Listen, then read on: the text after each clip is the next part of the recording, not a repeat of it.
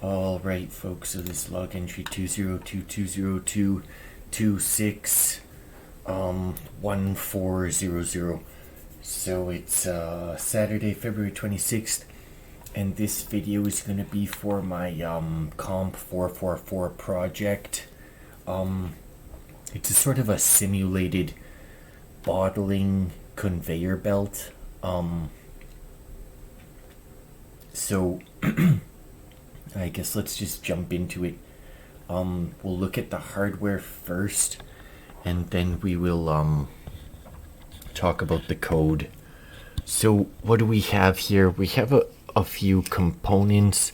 As you can see, we've made use of the DC motor.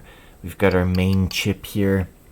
I'm not sure if you guys can tell, but that's this thing right here is like, damn it, just give me a sec here. Screwdriver. Here we go. Yeah, so this guy right here, this thing, there you go, that's the photoelectric sensor. And then of course on the front here we've got a sonar sensor. So we have two environmental sensors, your photoelectric and your sonar, and then we've got the motor. So the idea is that the bottle comes along down a conveyor belt kind of like this, and the conveyor belt is driven by this wheel. Now the conveyor belt is imaginary. There is no real conveyor belt. It's just, you're just gonna see this wheel spin and stop. And so the idea is that there's going to be like infinite number of bottles, and they'll come in sequence, like this, and they need to be filled as they come. So as they come, the sensor reads 4 inches. Once it's at 4 inches, it stops. And so at this point, the assumption is that the bottle is empty. Now the idea is that there's a light bulb shining through the bottle and pointed at the photoelectric sensor. So the idea is that once the bottle is full of liquid, then the photoelectric sensor will recognize that it's full because no more light passes through, and then that should tell it to move forward and kind of like dump this one off the production line. And then and so at this point the conveyor belt is moving and bringing in the new bottle. So again, we have the bottle coming in. It stops at 4 inches. The bottle takes time to fill up. We simulate a darkness on the photoresistor by a light passing through. We simulate that by covering the photoresistor with this straw like so at the appointed time to simulate that this has been filled up, and then this should get dumped off the line because this will start spinning again. So it will get filled up, dumped off the line, and then it will continue spinning until the next one arrives at 4 inches. So we're gonna look at the code first, and then we're gonna just turn it all on, and it's already been tested, so it's gonna work. So again, we simulate the filling up of the bottle by covering the photovoltaic with this straw to simulate the darkness, the opacity of the liquid in the bottle. Imagine it was like Coca-Cola or something like that. I don't know. I mean, you could always tweak the sensitivity, right? You can tweak the sensitivity of this. I've set it so that it's very clear, kind of like this to this, and it works pretty good for me. Again, we're just simulating the conveyor with this. If it's moving, it means the bottle's moving. If it's stopped, it means the bottle's stopped, and the conveyor. You can see that I plugged in my DC motor directly into digital output pins, into one ground and pin 13. So it's direct control, folks. It's not It's not running through we're not running through the motor driver, okay? We're not using this. I could have potentially added another motor using the grounds along here and one of the other digital output pins, and I could have done this for the purpose of simulating, like a pump, the pump that fills this. So for example, the pump would be going when this one stopped, basically, right? Is what that would look like.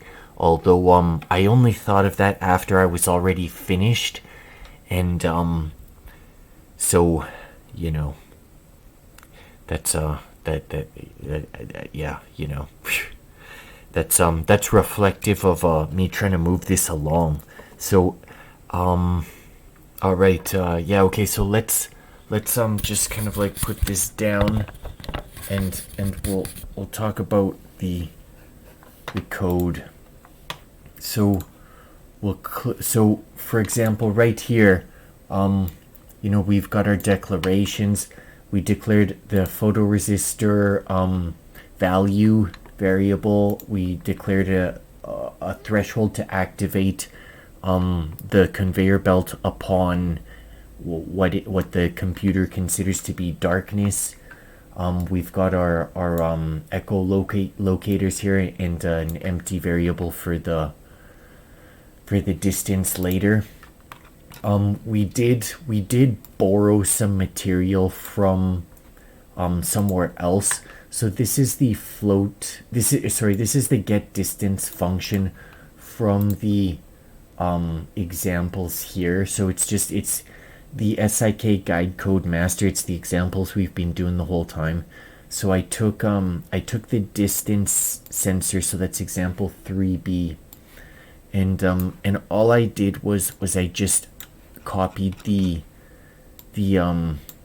I didn't copy it, I rewrote it myself with my own clacking, but I took inspiration from this function here, and I adapted it by adding this little clear sonar set of lines. Now this is not mentioned in the SparkFun Inventor Kit stuff, but I did read on the internet that it's good to clear out the sonar module, like when you're using it. So that's what these two lines do, and that's new. It's not included in the SIK example. That's my own addition. The rest of it is pretty direct from the SIK get distance function, and it uses a constant variable based on the ping time. So yeah, so back to, we've got our declarations. Now here is me declaring my hardware hookups. As you can see, I've got my DC motor connected to pin 13 as an output, so when it's activated it will output electricity, I think like 5.5 volts or something. And yeah, because I've got everything jacked into the 5 volts, and so this will turn on the DC motor via the pin 13. And here we have our echolocation pins. So again, they get activated at the as the very second item in the loop, and they so first we tell the trig pin to the ping trigger to shut off, right? And microsecond for 2 microseconds, right? So we shut it off first. That's the first thing we do, and then we send out our ping. We wait 10 microseconds, then we shut off our ping.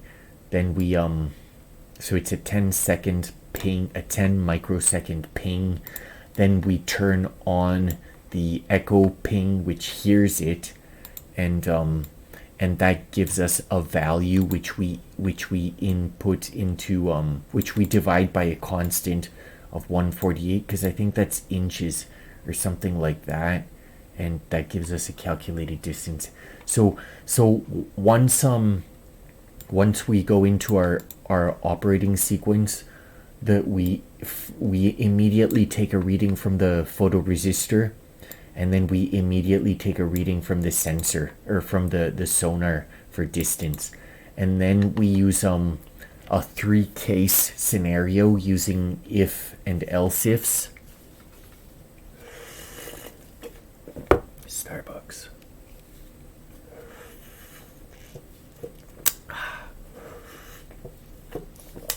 Okay, so then we go into our 3-case scenarios.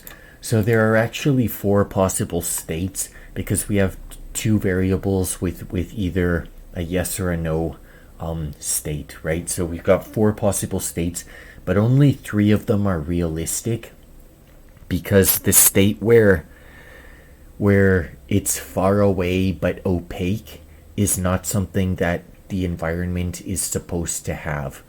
So we have near and opaque, which means, okay, so this one is far and clear, so that's rolling. Yeah, see, rolling. This is near and clear, so that means filling. Maybe I should write those in here. Okay, so get new bottle, and then this one can be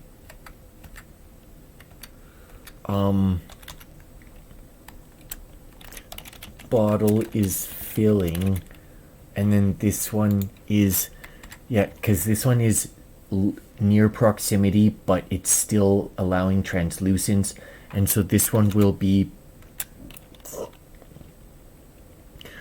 bottle full, because that's low proximity and low photo collection, so that means the bottle's full and we have to roll it, right? So that's high.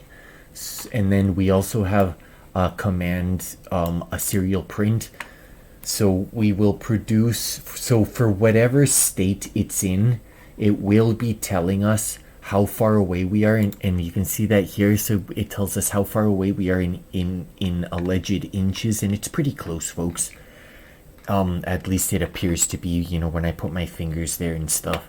And then it will also tell us what light level we're reading, so we can watch that as we activate the program, which we're about to do shortly, folks. So I will be copy and pasting this code into the landing stuff, so, you know, feel free to go check that out if you're not if you like, if you know what I'm even talking about, like if you're in my course, because you might just be a random member of the public.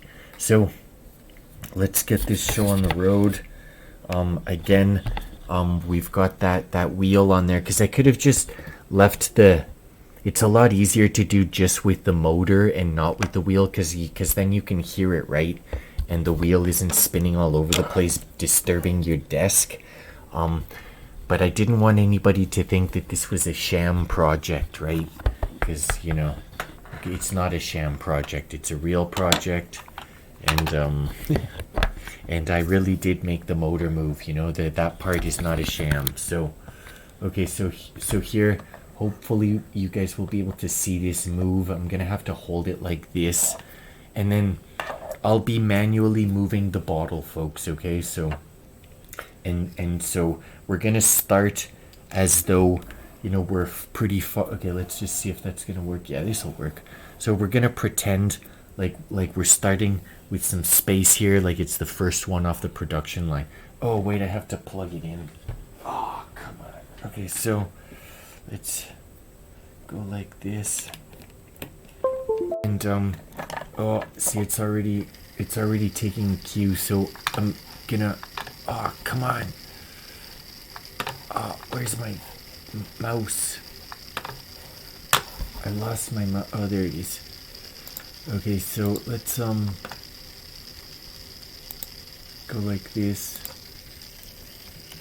go like that, yeah, go like this.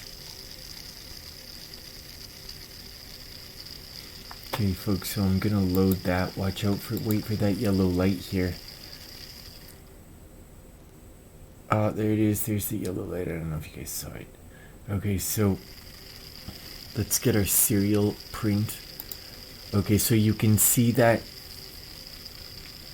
we're getting distances of about 7.5 inches, and we're getting light levels above our 500 threshold for light versus dark. So we will now roll the first bottle in. It's getting closer. You can see we're now in the 6 inches. We're getting closer. The threshold is at 4 inches, folks, by the way. Let's just take a look at that here. See, the threshold is at, wait, yeah, right here, 4 inches. So the distance threshold is 4 inches. So we're moving in. Actually, it's not efficient because I quadrupled that case. So I really should have put that 4 inches as a variable. See, so now, see, so we've stopped. So at 3 inches and change, you can see that this thing has stopped. See, we can go back, you know, we can back it up. Oh, come on. See, we can back it up and it's rolling, but we're gonna move it in. So at this point, the bottle is being filled. It's, you know, it's got a filling. It's getting filled up with, you know, with fluid by the pump that's up here. And as it's getting full, we're gonna cover up the photo sensor. And you can see that the conveyor belt begins again. So this one is gonna start moving. It's gonna get knocked off the production line because it's full, it's over. And we're gonna move it back to to simulate a brand new empty bottle, and so as you can see, oh sorry, we have to, now that we've removed the bottle, we have to pretend like it's light time again, right? Because the you know, there's no more bottle in the way of the light sensor, and so again the next bottle approaches. See, folks? So it approaches.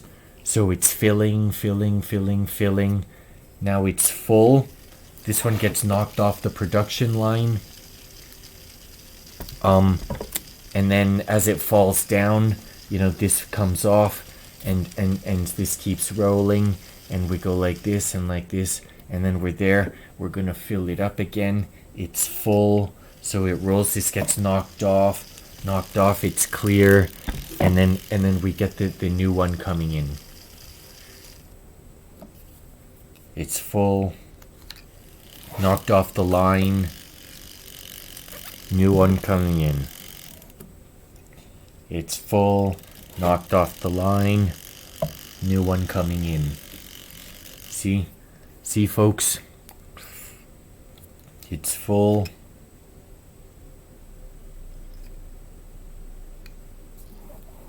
Oh, what happened?